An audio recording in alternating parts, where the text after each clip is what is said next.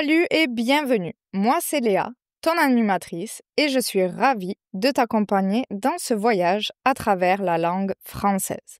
Parfois, des invités surprises viendront enrichir nos échanges avec leurs idées et leur expérience. Je continuerai à parler à un rythme un peu plus lent pour que tu puisses suivre tranquillement et profiter pleinement de chaque épisode. Tu peux retrouver toutes les transcriptions gratuites sur jeparlefrançais.com. Et si tu veux aller plus loin, je propose une leçon d'essai gratuite de 30 minutes en tête-à-tête, idéale pour pratiquer, poser tes questions et peut-être commencer une belle amitié francophone ensemble. Et si tu as envie de soutenir ce podcast ou de m'offrir un verre de vin, oui, j'en ai parfois bien besoin après une longue journée, tu peux cliquer sur le lien en description pour faire un petit don. Merci du fond du cœur. Allez, installe-toi confortablement, attrape ta boisson préférée et c'est parti pour un nouvel épisode riche en découvertes.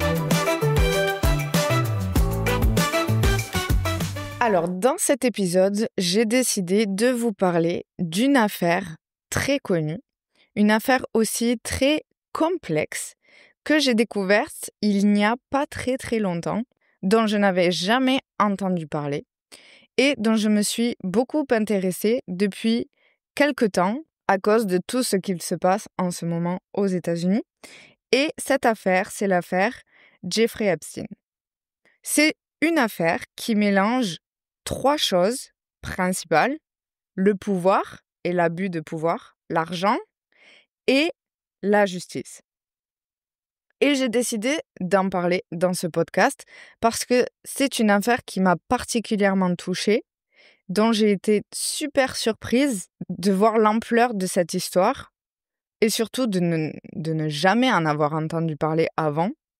Et surtout parce qu'elle pose une question très importante, selon moi, c'est la confiance à la justice. Est-ce qu'on peut vraiment faire confiance à la justice quand les personnes riches et puissantes sont accusées de crimes graves? Donc dans cet épisode, je vais vous raconter en français qui était Jeffrey Epstein. Je pense que vous le connaissez déjà, mais c'est bien peut-être d'en parler en français. Le rôle de sa compagne, ce qu'on leur reproche et comment la justice a réagi. Et pourquoi cette affaire est encore aujourd'hui un symbole de scandale et de méfiance. Nous ferons aussi une parallèle avec une autre affaire très connue et scandaleuse, celle du producteur de cinéma Harvey Weinstein. Ok, donc qui était Jeffrey Epstein? Donc apparemment c'était un financier américain. C'est-à-dire qu'il travaillait dans le monde des investissements et de l'argent. Mais il n'était pas seulement riche, il était très riche. Il possédait d'ailleurs une île perdue dans les Caraïbes.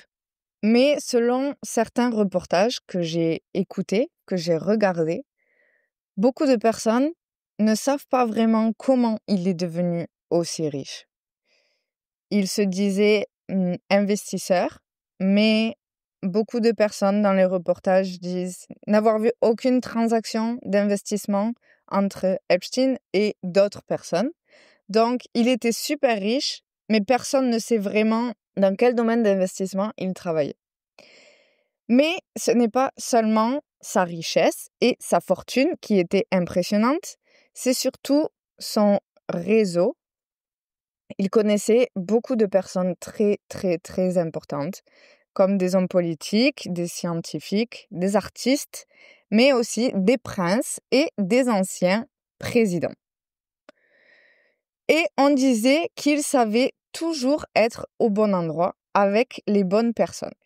Jeffrey Epstein organisait beaucoup de soirées avec ces personnes très importantes, toujours dans ses maisons, que ce soit sur son île dans les Caraïbes, mais aussi à Miami.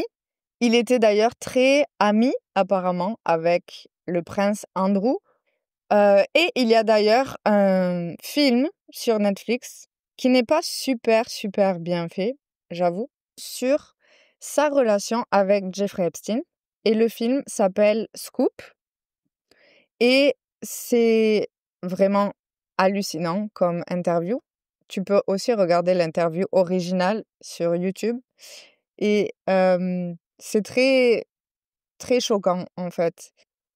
Et il me semble que depuis ce qu'il s'est passé, depuis cette interview, il me semble que la reine d'Angleterre a relevé de ses fonctions le prince. C'est-à-dire que il n'a plus les fonctions de prince, il garde son titre, mais il ne peut plus utiliser les droits qu'il avait en tant que prince.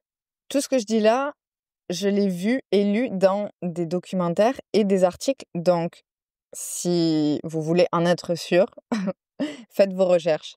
Voilà, donc les grandes questions qui se posent à chaque fois dans ces documentaires, ces articles sur Epstein, c'est comment il a gagné autant d'argent et pourquoi il avait tant d'amis aussi puissants. Donc maintenant, je vais vous parler des accusations qui ont été faites contre Jeffrey Epstein. Donc comme j'ai dit, c'était un homme très riche et très influent. Mais derrière tout ça, il y a une réalité horrible, très sombre et tragique.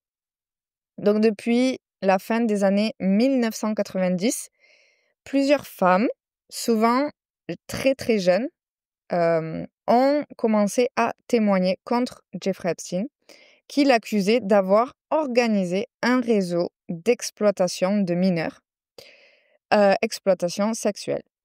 Donc concrètement, qu'est-ce que ça veut dire? C'est que des jeunes filles, donc mineures, c'est-à-dire qui avaient moins de 18 ans, étaient invitées chez lui et il les amadouait, c'est-à-dire qu'il les attirait en leur promettant de l'argent ou des cadeaux ou des opportunités de travail. En général, ces filles étaient issues de milieux plus défavorisés, dans des situations familiales instables et donc toute promesse d'opportunité était une chance pour ces filles.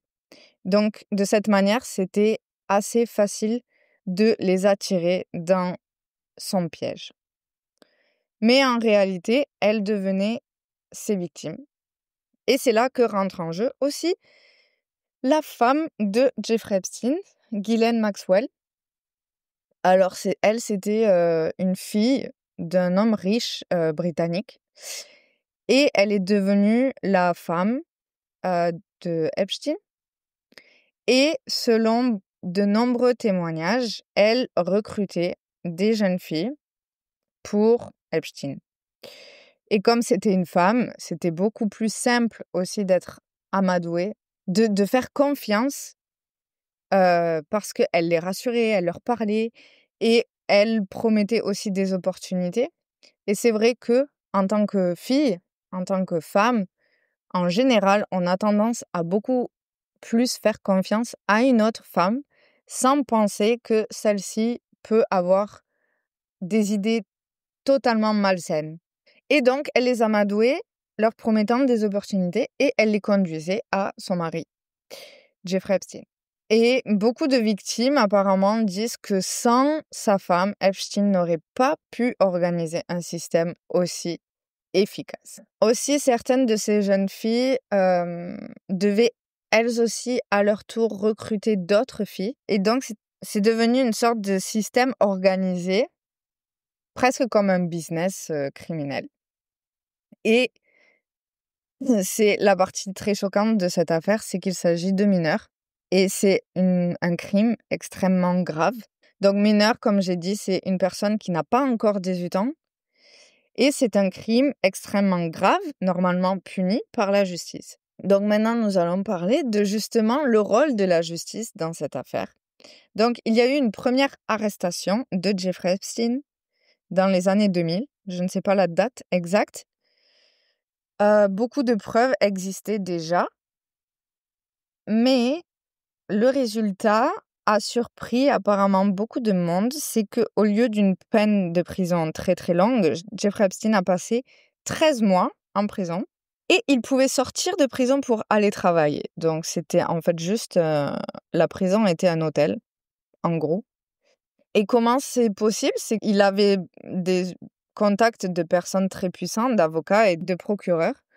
Donc, il a passé un accord entre ses avocats et les procureurs qui lui a permis d'avoir cette peine totalement réduite et inadaptée pour les crimes qu'il a commis. Et cet accord a protégé Epstein, sa femme, mais aussi beaucoup d'autres personnes impliquées dans cette affaire, qui font partie de cette liste dont tout le monde parle en ce moment aux États-Unis et dans le monde, que tout le monde demande à être révélée au grand public. C'est cette liste de personnes connues qui étaient impliquées dans le business de Epstein. Et donc, pour les victimes de cette horrible affaire, c'était un choc, car elles avaient l'impression que la justice avait choisi de protéger un homme riche plutôt que de protéger les victimes, de les protéger à elles. Donc ça a été, selon moi, un premier échec de la justice qui montre que avoir des contacts et être puissant et être riche peut dissoudre d'une certaine manière les lois et la justice. Ok, ensuite une deuxième arrestation, c'est celle, c'est la dernière, du coup, c'est en 2019. De nouvelles enquêtes ont été ouvertes et Epstein a de nouveau été arrêté, je pense, quand il est arrivé à Paris, de Paris. Il était en voyage d'affaires à Paris et je crois qu'en arrivant aux États-Unis ou en arrivant à Paris, je ne sais plus, il s'est fait arrêter. Et cette fois, les accusations et les preuves étaient beaucoup plus fortes. Et donc, il risquait une longue peine de prison, probablement à vie. Mais, revirement de situation, il n'a jamais eu de procès parce qu'il a été retrouvé pendu dans sa cellule, c'est-à-dire qu'il a été retrouvé mort dans sa cellule, qui est officiellement un suicide. Mais beaucoup de personnes en doutent aussi, car il y avait pas mal de problèmes techniques cette nuit-là dans cette prison. Donc beaucoup de personnes doutent, était-ce un suicide ou quelqu'un l'a fait taire? Ok, sa femme, elle a été reconnue coupable de plusieurs crimes qu'elle nie principalement, c'est-à-dire pour elle n'a pas vraiment commis de crime. Et elle a été condamnée à 20 ans de prison. Et son procès à elle a été aussi très important parce qu'il a permis de montrer que l'affaire ne s'arrêtait pas seulement à un homme, mais qu'il y avait tout un réseau et des complices et une organisation beaucoup plus large sur ce crime qui a été fait sur de nombreuses jeunes femmes. Pour moi, ça a été une découverte totalement hallucinante, c'est-à-dire qui m'a vraiment surprise. Premièrement, que je n'étais pas du tout au courant. Et deuxièmement, que cette affaire qui paraît vraiment sortie d'un film soit réelle et n'a pas été condamnée par la justice beaucoup plus tôt, qu'elle ait fait autant de victimes, de femmes, de jeunes filles totalement sans défense et sans aucune protection. Et surtout que cette affaire ait pu continuer sur des années. On parle vraiment de plus de 20 ans de crimes avec des personnalités très proches de cet homme horrible qui n'ont rien fait, qui ont vu, mais qui n'ont rien fait. Et comment tout ça a pu passer inaperçu aux yeux du grand public et surtout aux yeux de la justice qui n'a pas condamné. Ok, donc en parallèle, je voulais parler d'une autre affaire, c'est l'affaire de Harvey Weinstein, qui est assez similaire dans le sens où c'est abus de pouvoir d'hommes d'affaires, d'hommes très riches. Harvey Weinstein, c'était un producteur de cinéma de Hollywood qui a produit pas mal de films très connus, dont par exemple Le Seigneur des Anneaux, qui est The Lord of the Rings en français, et beaucoup d'autres films très connus avec des acteurs et des actrices très très connus. Ok, et donc pourquoi je relie cette affaire avec celle de Epstein, c'est que Weinstein a été accusé aussi pour agression et exploitation sexuelle de nombreuses femmes, qui étaient souvent des actrices, mais aussi des femmes qui travaillaient dans l'industrie du cinéma, qui rêvaient de faire carrière dans le cinéma.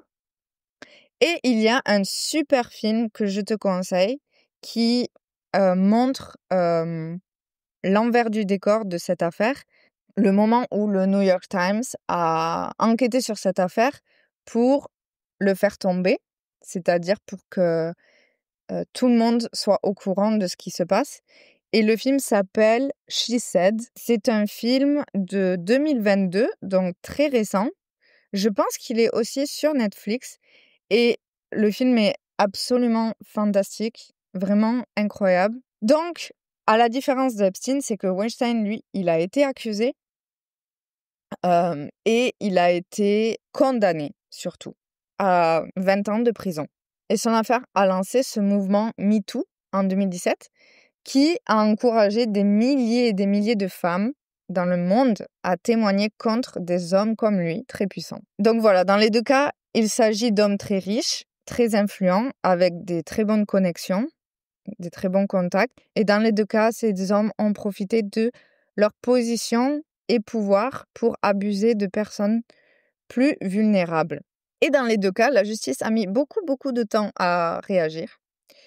Mais un a été accusé, condamné, et l'autre, malheureusement, n'a eu aucune conséquence de ses actes. Ces deux affaires m'ont particulièrement touchée parce que je ne m'attendais pas à ce qu'il y ait un problème aussi grand de nos jours avec la justice et la protection de personnes très puissantes. Et de savoir que pendant des années, tout le monde savait, mais personne n'osait parler et les crimes ont continué. Donc tout ça, ça me fait penser que oui, la justice peut vraiment être influencée. Que quand une personne a beaucoup d'argent, de très très bonnes relations, elle peut retarder les enquêtes, payer des avocats puissants et payer des gens pour qu'ils ne parlent pas et éviter la prison. Lorsque, je pense, si ces hommes avaient été des personnes pas du tout connues, pas influentes et pas riches, elles auraient été condamnées par la justice et j'en suis pratiquement persuadée. Et aussi, ces histoires montrent aussi le courage de ces femmes, de ces victimes, pour qui parler était aussi un risque. Je pense que le silence, c'était principalement la peur de s'exposer et de confronter ces personnes influentes qui peuvent ruiner votre vie. Et sans ces femmes, sans ces victimes qui ont osé parler, ces affaires seraient probablement restées cachées, inaperçues. Donc voilà, ces deux affaires, pour moi, posent vraiment la question de la justice est-elle la même pour tout le monde? Est-elle juste et égale?